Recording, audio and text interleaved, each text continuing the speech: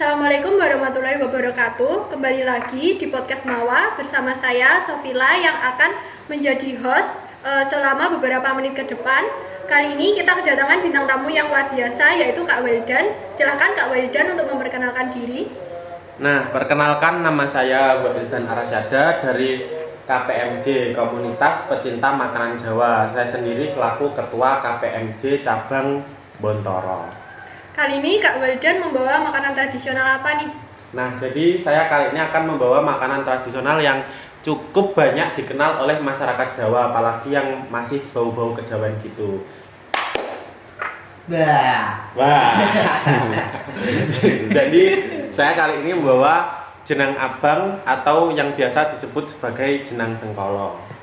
Untuk filosofi dari jenang sengkolo itu bagaimana ya Kak? Bisa tolong diceritakan? Nah, jadi seperti penamaannya jenang sengkolo ini. Sengkolo itu artinya adalah mara bahaya atau bala.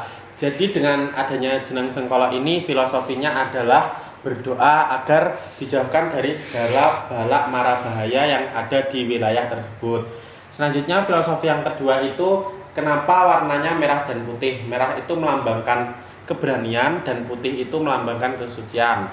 Jika jenang sengkolo ini dipakai untuk selamatan bayi, filosofinya menjadi merah itu bagian dari ibu dan putih bagian dari ayah. Disatukan dalam satu wadah jenang sengkolo itu menggambarkan bahwa anak tersebut akan sehat, kuat selamanya. Gitu. Nah, untuk pembuatan jenang sengkolo ini membutuhkan bahan apa saja? Bahannya sebenarnya cukup mudah seperti membuat jenang-jenang biasanya. Bahannya itu yang pertama ada nasi, yang kedua gula merah atau gula kelapa, yang ketiga ada garam, terus ada santan sama air secukupnya. Untuk proses pembuatannya itu bagaimana? Proses pembuatannya sangat mudah, diawali dari membuat nasi, menanak nasi seperti biasanya. Selanjutnya kalau nasi sudah matang itu dicampur dengan gula merah, sedikit garam, santan, dan air. Selanjutnya itu dididihkan sampai mendidih, terus sampai airnya itu berkurang, sampai mengental begitu. Untuk penyajiannya itu jenang sengkolo biasa disajikan seperti apa Kak? Jenang sengkolo ini biasanya disajikan waktu selamatan orang Jawa. Terus bisa juga kita membuatnya karena jenang sengkolo ini bukan termasuk makanan khusus untuk sesajen gitu, jadi boleh dimasak oleh masyarakat awam. Untuk pesan-pesan Kak Wildan bagi untuk para penonton? Nah, kesan-pesannya itu kita sebagai pemuda penerus kebudayaan Jawa itu tidak boleh melupakan makanan-makanan tradisional, khususnya itu makanan-makanan dasar yang kita gunakan pada waktu selamatan itu. Setidaknya kita harus mengenal makanan-makanan itu agar tidak pupus dimakan oleh zaman.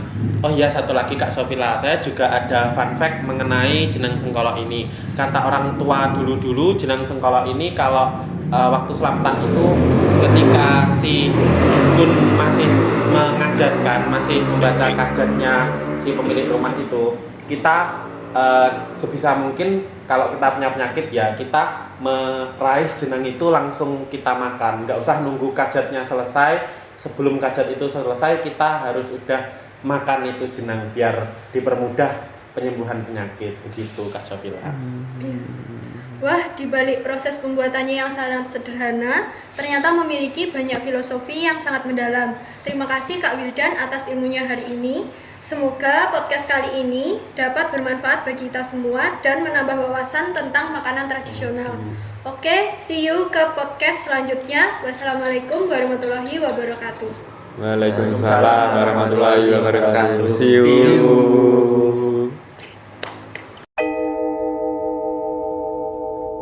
Halo, jadi ini proses membuat jenang abang atau jenang sengkolo.